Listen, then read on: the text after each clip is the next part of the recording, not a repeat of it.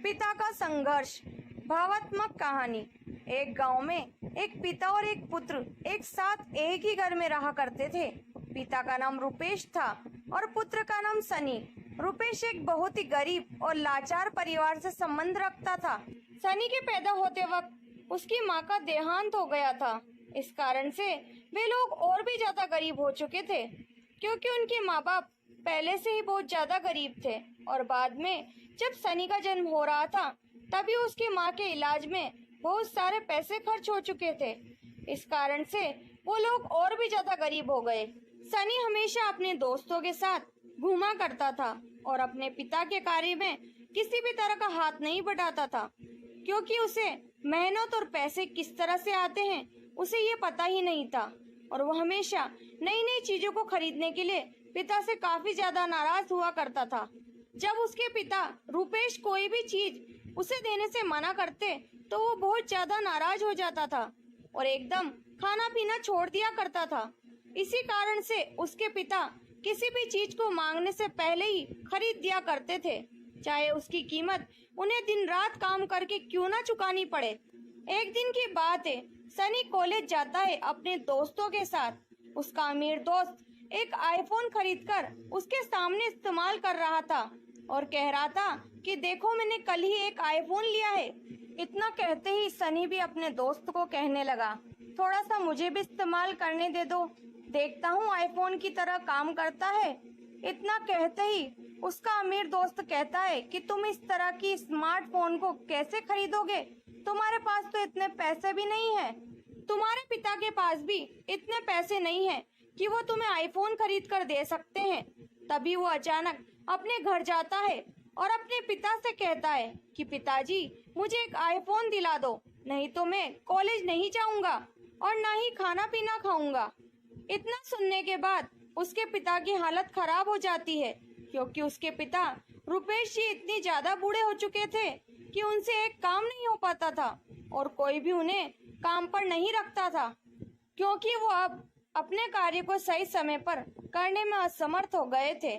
और एक बूढ़े से इससे ज्यादा क्या उम्मीद कर सकते हैं। सनी अपने पिता को अपनी ख्वाहिश की लिस्ट बताकर घर से बाहर चला जाता है और कहता है कि मुझे कल तक आईफोन चाहिए ही चाहिए, नहीं तो मैं आज के बाद घर नहीं आऊंगा और खाना भी नहीं खाऊंगा। ऐसे में उसके पिता काफी ज्यादा परेशान हो जाते हैं। उनकी तबीयत तो पहले से ही खराब थी। वो सोचने लगते हैं कि मेरे पास तो इतने पैसे नहीं है कि मैं सनी को आईफोन दिला सकूं। और सनी भी ज्यादा जिद्दी लड़का है, उसे कुछ समझ भी नहीं आएगा। वो उसे समझा भी नहीं पाएंगे कि उसके पिता के पास इतने पैसे नहीं है, वो कहां से आईफोन खरीद के देंगे उसे। फिर भी अपने बेटे सनी की ख्वाहिश को पूरा करने के लिए उसके पिता बाहर चले जाते हैं। मार्केट की तरफ और काम की तलाश में इधर उधर घूमते रहते हैं। वो बहुत सारे लोगों से पूछते हैं कि किसी भी प्रकार का काम है उनके लिए, कोई भी उन्हें काम पर रखने के लिए राजी नहीं होता है।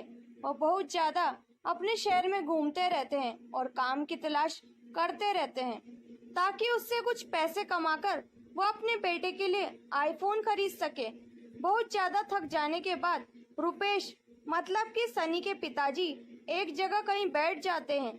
अचानक उनके सामने से एक आदमी गुजर रहा होता है, जो साइकिल पर बहुत सारे नारियल के फल को ले जा रहा था।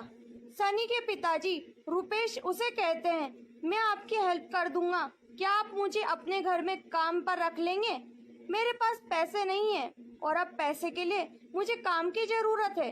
रुपेश को काम पर रखने के लिए वो व्यक्ति मान जाता है और कहता है कि लेकिन मेरी एक शर्त है, तभी मैं तुमको काम पर रख लूंगा। रुपेश जी कहते हैं कि मैं आपकी सभी शर्तों को पूरा करने के लिए तैयार हूँ, कृपया करके मुझे आप आपकी शर्तें बताएं। तभी वो आदमी कहता है कि मैं तुम्हें टाइम से काम दिया करूँगा, अगर तुमने सही समय पर काम कर दिया तभी तुम्हें पैसे मिलेंगे। अगर तुम्हारे काम में जरा भी विलम्ब हुआ तो मैं उस काम के बदले में किसी भी प्रकार का पैसा नहीं दूंगा। इस बात को सुनकर रुपेश जी काफी नाराज हो जाते हैं, लेकिन फिर भी वो हाँ कर देते हैं, क्योंकि उनके पास और कोई दूसरा ऑप्शन नहीं है पैसा कमाने के लिए। उनके घर जाते हैं, काम करते हैं और दिन भर काम करने के बाद वो अपने घर जाते हैं पैसे लेकर और एक बक्से में पैसे को रख देते हैं। कुछ दिन बीत जाने के बाद रुपेश जी देखते हैं कि उनके बक्से में बहुत सारा धन जमा हो गया था, जिससे एक मोबाइल खरीदा जा सकता है। रुपेश जी के बक्से में लगभग 10 से 15 हजार हो गए थे और वो मोबाइल खरीदने के लिए अब बाजार जाने के लिए तैयार थे। उन्होंने सोचा कि अगर मैं सनी को कहूँगा कि चलो मोबाइल खरीदने चलते हैं तो वो ज्यादा खुश नहीं होगा। अगर मैं खुद ही मोबाइल खरीद कर लाकर सनी को दूंगा तो वो ज्यादा खुश हो जाएगा। ये सोचकर वो मार्केट की तरफ बढ़ने लगे। वो मार्केट की तरफ जाते हैं और एक अच्छा सा मोबाइल 12,000 में खरीद कर लेकर आने लगते हैं। सनी के पिता अपने गांव की सड़क पर पहुंचने वाले थे, वैसे ही उनके पीछे से एक कार आई और रुपेश जी को टक्कर दे मारी। रुपेश जी काफी ज्यादा घायल हो चुके थे, लेकिन उनके बेटे सन्नी का कुछ भी अता पता नहीं था। ज्यादा वक्त होने के बाद रुपेश जी का बहुत ज्यादा खून निकल रहा था। उनके आसपास कोई आदमी भी नहीं दिख रहा था जो उन्हें सही समय पर अस्पताल पहुंचाए। जैसे ही शाम होते ही सनी अपने दोस्तों के साथ खेल कूद कर अपने घर आता है और देखता है कि घर में पिताजी नहीं है। वो अपने पिताजी को इधर उधर ढूंढने लगता है कि फिर भी नहीं मिलते, तो वो अपने दोस्तों से पूछता है और अपने गांव के आसपास के इलाकों में देखने जाता है। अपने पिता को खोजने के लिए वो गांव में इधर उधर टहल ही रहा था कि उसके दोस्त से उसकी मुलाकात होती है। उसका दोस्त कहता है कि तुम यहाँ क्या कर रहे हो? तभी सनी कहता है कि मैं अपने पिताजी को ढूंढ रहा हूँ, तुमने कहीं देखा है क्या?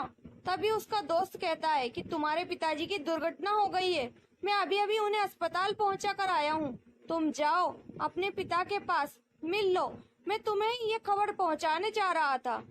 सनी अपने पिता को देखने अस्पताल जाता है और देखता है कि उसके पिता रुपेश जी एक बेड पर लेटे हैं, जो कि खून से बहुत ज्यादा लथपथ हैं और हाथ में एक स्मार्टफोन रखा हुआ है।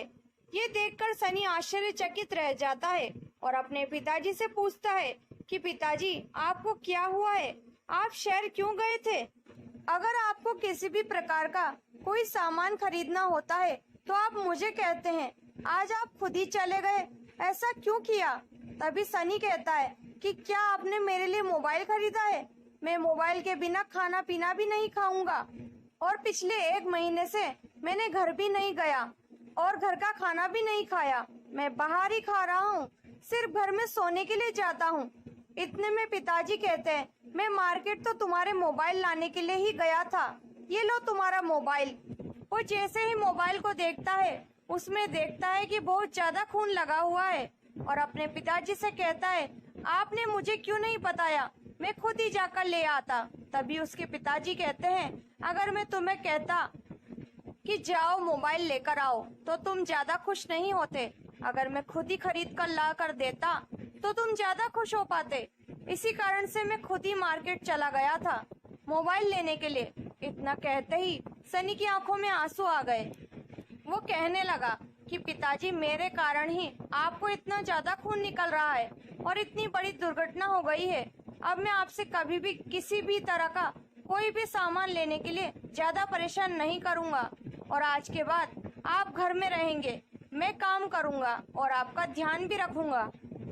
इस कहानी से हमने ये जाना कि हमें अपने पिता की किस तरह से देखभाल करनी चाहिए और अपने पिता को किस तरह से किसी भी चीज के लिए ज्यादा जिद्दी नहीं करना चाहिए।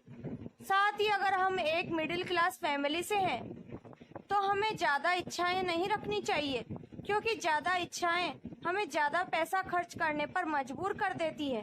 दोस्तों, इस कहानी पर आपकी क्या राय है कमेंट करके जरूर बताएं। उम्मीद करती हूँ कहानी पसंद आई होगी। कहानी पसंद आए तो लाइक शेयर करना बिल्कुल ना भूलें। चैनल पर नए हैं तो सब्सक्राइब करें, बेल आइकन प्रेस करें ताकि मेरी अगली वीडियो की नोटिफिकेशन मिल जाएगी।